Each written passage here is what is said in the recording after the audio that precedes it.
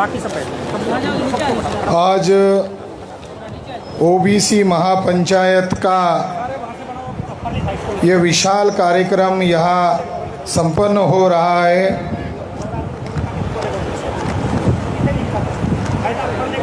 साथियों,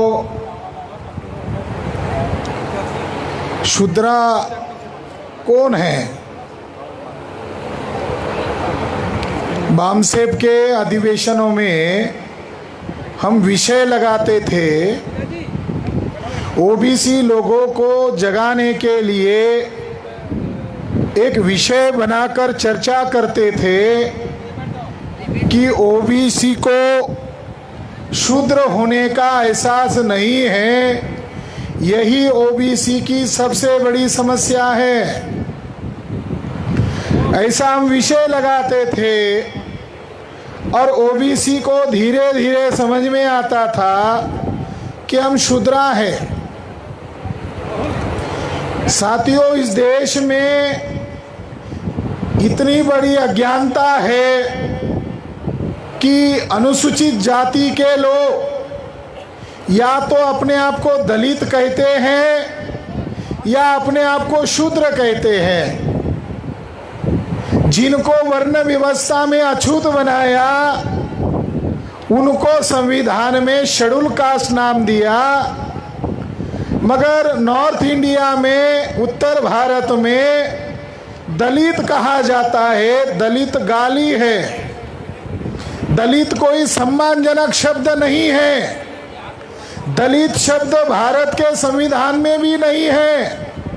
और महामानव डॉक्टर बाबा साहब अम्बेडकर ने जितने भी संगठन बनाए उसमें दलित शब्द नहीं है। 1960 के बाद समाजवादी ब्राह्मणों ने अम्बेडकरी मूवमेंट को, बाबा साहब अम्बेडकर की मूवमेंट को ओबीसी से तोड़ने के लिए अनुसूचित जाति को सेग्रीगेट किया, उनको अलग थलग किया और उनकी पहचान दलित करा दी। वो दलित नहीं है। जैसे हरिजन गाली है उसी तरह दलित भी गाली है।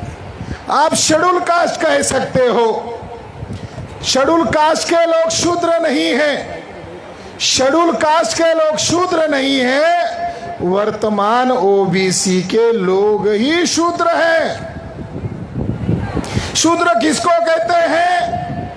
शूद्र में ब्राह्मण शूद्र नहीं है, ब्राह्मण सर्वोच्च है। ब्राह्मण सर्वोच्च क्यों है? तो ब्राह्मणों ने लिखा कि वो ब्रह्मा के मुंह से पैदा हुए।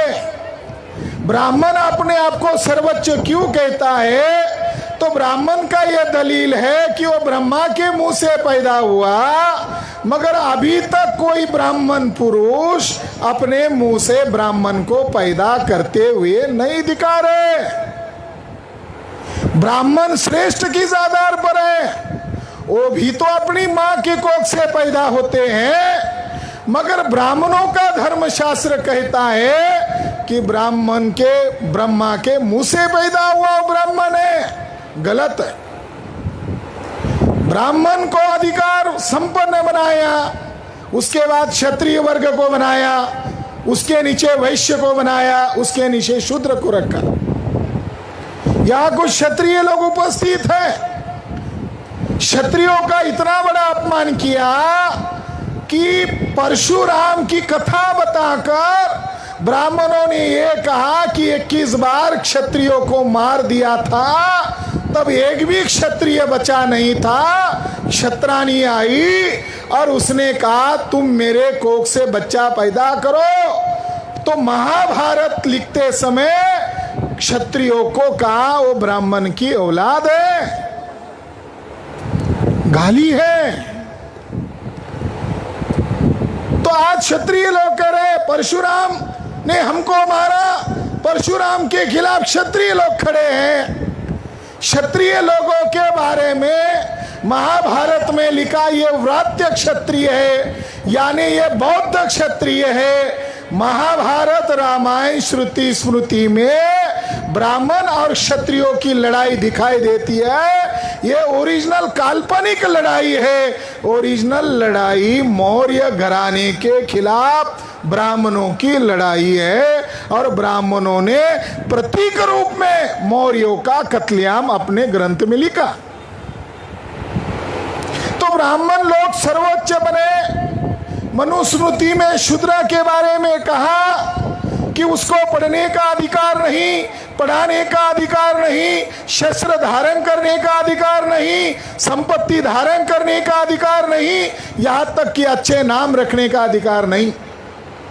मनुस्मृति में लिखा है अगर 90 साल का 100 साल का शूद्र व्यक्ति सड़क से गुजर रहा है और 10 साल का ब्राह्मण सामने से आया, तो 90-100 साल के शूद्र को जमीन पर लेटकर उस 10 साल के ब्राह्मण को अभिवादन करना चाहिए, क्योंकि ब्राह्मण भूदेव है।